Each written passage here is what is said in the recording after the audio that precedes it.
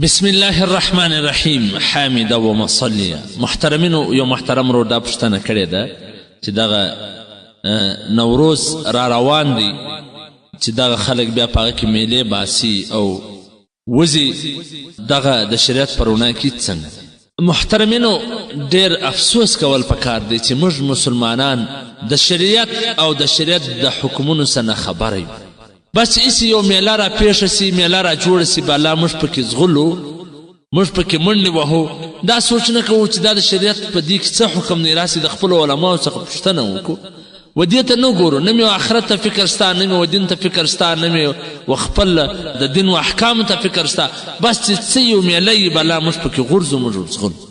په دې باره کې زموږ د شریعت څومره سخت احکام دي. علامه مفتی خالد سیف الله الرحمانی صاحب خپل فتاوا کتاب الفتاوا جلد راول صفحه نمبر 315 هغه د فتاوا بزازیه علی همیش الهندیه په حواله سره لیکلي دي، جلد نمبر 8 صفحه نمبر 313 چې هغه وایي چې څوک د مجوسیانو نمروز له د دې چې کوم هغه میله وي د هغه سره وځي، د هغو د افعالو موافقت کوي، دا کفر دی، ځکه چې دا تهوار د مجوسیانو دی، دا آتش پرستو دی.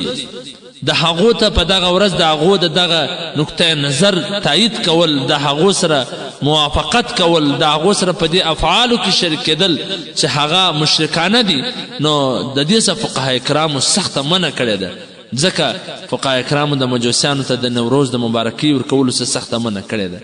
دغه رنګه په حواله سره د فتاوا تاتارخانیه جلد نمبر 5 صفحه نمبر 522 نو پکار دا نه د محترمینو چې دغه نوروز یا نمروز دی چې هر څه دی دغه میله کې ووځي یا په دغه میله کې دی د خلکو سره شرکت وکړي، د دې څخه باید ځان وساتي. محترمینو خپل دین او خپل اسلام ته مخه کړي. دغه حالات پر مسلمانانو راغلي دي، د دې څخه لږ وبېرېږي، لږ د خپل ځان د سوچ وکړي، د الله و طرف ته متوجه سي. بلکل هغه د بني اسرائیل ورنګه چې عذاب پر رالی لا به هم دي توبې نه کښلې، آخر دنیا او آخرت دواړه خراب او تباه سي. پکار دا ده چې محترمینو موږ د الله و طرف ته متوجه سو، دغه مشرکانه افعال او اعمال پرېږدو. والسلام. ستاسو د دیني پوښتنو ځوابونکی مولوي عبدالرحمن